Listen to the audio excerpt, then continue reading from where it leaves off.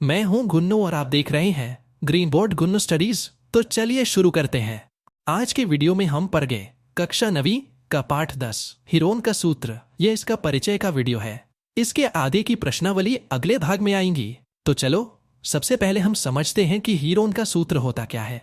मैं आपको बता दूं कि जो हीरोन का सूत्र है वो विषमबाहु त्रिभुज का क्षेत्रफल निकालने के लिए होता है, लेकिन इसका उपयोग समबाहु त्रिभुज का क्षेत्रफल निकालने के लिए भी किया जा सकता है।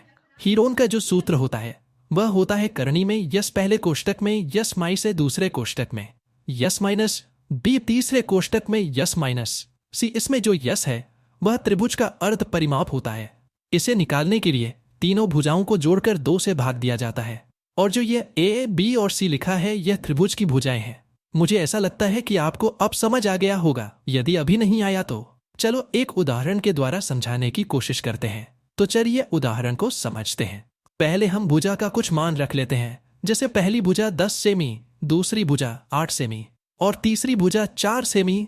अब इसको हल करने के लिए सबसे पहले हम एस का मान निकालेंगे। इसके लिए हम सूत्र को रख लेते हैं। अब तीनों भुजाओं को जोड़कर 2 से भाग दे देते हैं। अब हमें हमारे एस का मान पता चल चुका है। अब इसका मान हीरोन के फार्मूले में रख देते हैं। इसके बाद कोष्ठक को हल कर लेते हैं।